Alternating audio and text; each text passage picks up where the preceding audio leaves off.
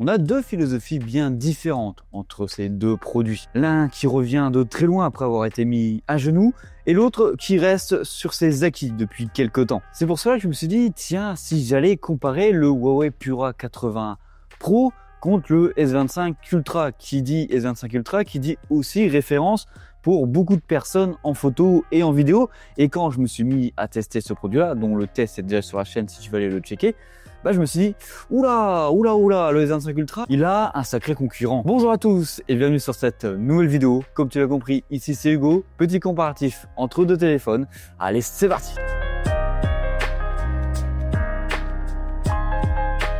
Bien sûr, comme d'hab, n'hésite pas à t'abonner et à liker si ce genre de vidéo te plaît. Bon, si tu l'as compris, dans cette vidéo, on va venir comparer ces deux téléphones-là en photo et en vidéo. Et c'est toi qui vas venir choisir quel est le meilleur téléphone dans ce domaine-là. Car je ne vais pas te dire qui a pris quoi, c'est toi qui vas devoir choisir parce que tu préfères cette photo-là et non parce que tu préfères la marque. Les deux ont des configs bien différentes et des atouts bien différents à chacun. Mais pour une personne lambda qui fait juste des photos au pif, comme ceci, en dégainant juste son téléphone, bah c'est surtout ça, cette question auquel on va essayer de répondre, toi et moi, au travers de cette vidéo, en choisissant quelles sont les photos que je préfère entre ces deux téléphones, simplement en dégainant notre téléphone, en prenant une petite photo comme ça, et en repartant faire notre train-train quotidien. Et on va commencer directement avec un x1 sur un rondin de bois, où l'on voit bien les capteurs principaux agir sur la profondeur de champ naturelle à l'arrière de celui-ci.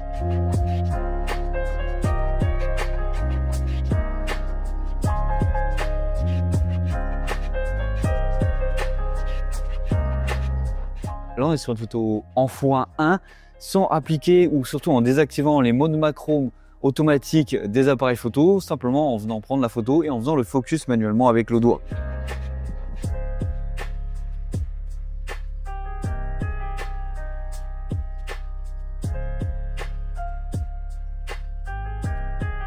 Là, on fait la même chose, mais cette fois-ci sur une petite branche de tuya.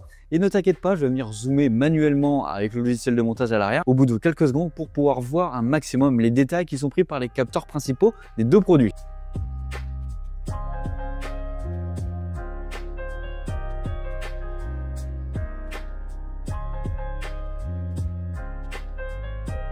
Et vu qu'on est sur les x1, là comme ça, un petit caillou comme ça.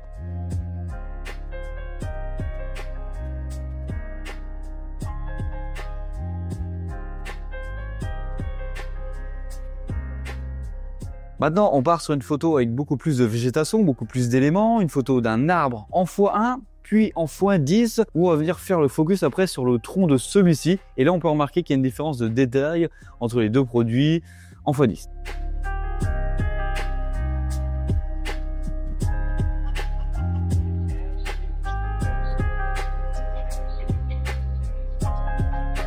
Cette fois-ci, on part sur le zoom x4 et le zoom x5, donc le zoom optique de chacun des appareils, sur une petite feuille de ronce.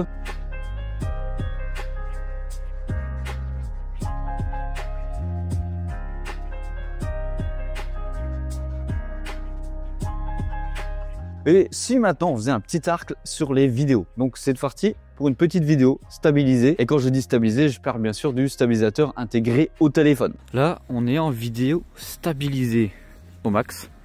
Il y en a un qui est en 4K 60 images par seconde, c'est le Samsung. Et le Huawei, lui, va direct aller en 2,7K 60 images par seconde. Il ne garde pas la 4K en vidéo stabilisée.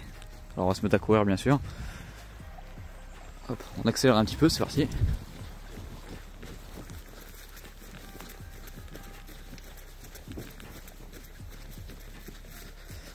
Ok, on va forcer un petit peu le trait. Là j'ai bougé les téléphones dans tous les sens.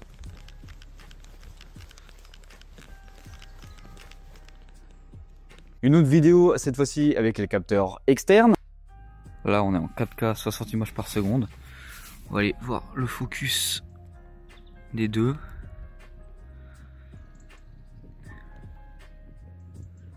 Ok, il y en a un qui a eu un peu plus de mal à faire le focus directement. On va passer en x2.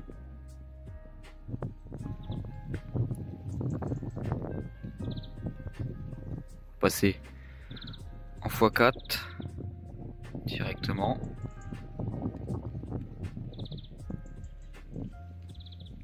Ok, maintenant on va passer en x5.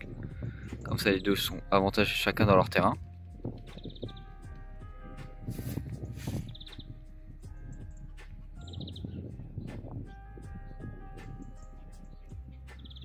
On retourne en x1. Comme ça, tu vois la transition des caméras. Et là, on va partir en grand angle.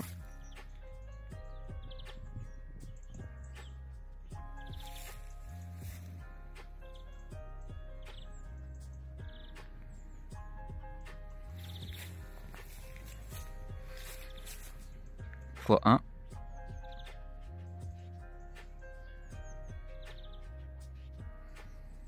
Et pour finir sur ce petit arc des vidéos, une vidéo en caméra selfie.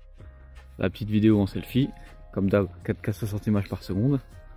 Je pense que le soleil doit bien être derrière moi.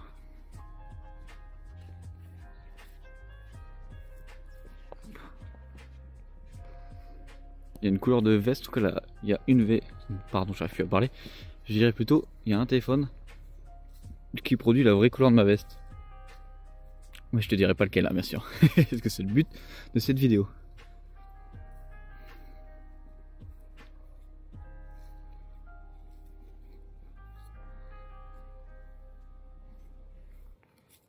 Là, on repart sur les zooms optiques de chacun des appareils, donc x5 et x4, sur simplement une petite fleur, une fleur de Canon beaucoup plus précisément. Comme ça, tu peux remarquer les détails, etc.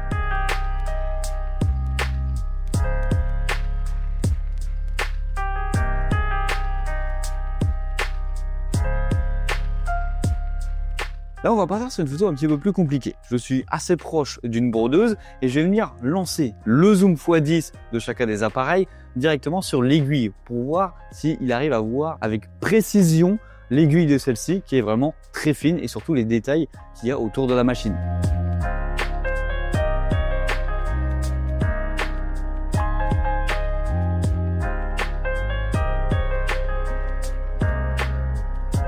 Là, on est parti sur un zoom x1, donc le capteur principal, sur toutes les bobines de la brodeuse. Comme ça, on pourra remarquer les différentes colorimétries entre les deux appareils.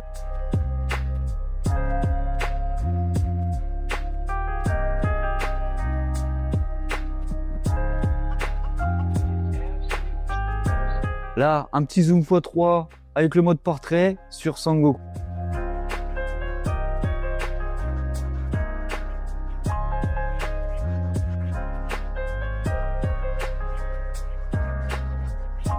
Là, on va partir sur un petit arc. Maintenant, on va parler un petit peu des photos avec faible luminosité, même voire de nuit.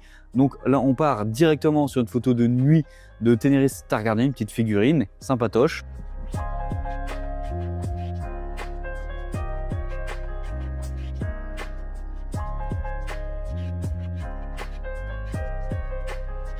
Là, sur cette photo-ci, on a un petit peu plus d'éclairage, mais pas tant que ça en vrai, directement sur la base d'un aspirateur Ecovac que j'ai déjà testé sur la chaîne. Au passage, si t'intéresse, tu peux aller la checker.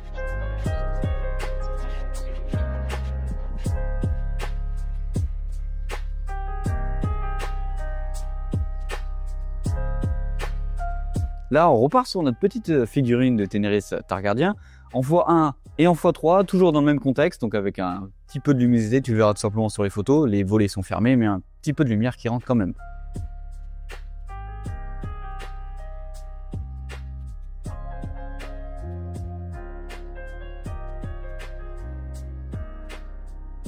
Bon, maintenant on part sur quoi? Sur un x1, x5, x4, x10, puis x30. Comme ça, on va pouvoir voir comment les capteurs gèrent avec les plusieurs optiques et les plusieurs zooms. En tout cas, si on a la même couleur, etc. Et surtout, comment l'IR gère sur les gros zooms pour venir générer de la texture sur la petite église.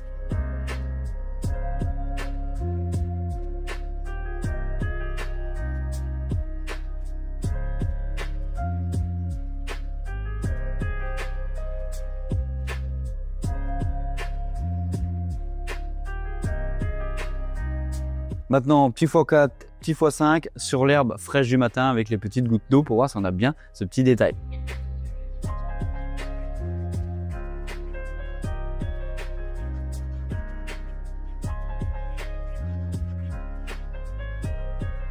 Là, petite photo un petit peu plus compliquée. On va voir une photo d'un chat avec beaucoup de poils en x1.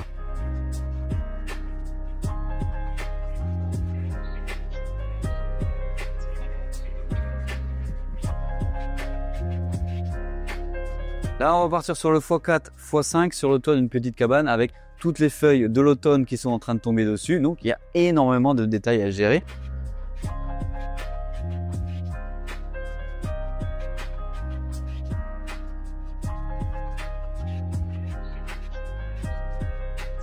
Alors du coup, concrètement, quel est le téléphone que tu as préféré en photo et en vidéo? Tu peux me le dire en commentaire, je serais très heureux d'avoir son avis là-dessus. Franchement, je trouve que ça a été un combat plutôt très difficile. Un beau petit combat à regarder entre les deux appareils photo de chacun des téléphones. Avant que tu écrives ton commentaire, je sais très bien que tu aurais pu me poser la question, Hugo, pourquoi t'as pas essayé avec le Pura 80 Ultra? Tout simplement car j'ai pas eu l'opportunité de le tester. Et quand je vois le Pura 80 Pro, je me dis, ah ouais, quand même, il tient quand même vraiment bien la route. Voilà, c'était Hugo sur la chaîne Gigatop. Comme d'habitude, n'hésite pas à t'abonner et à liker. Je te fais un gros bisou. Allez, bisous!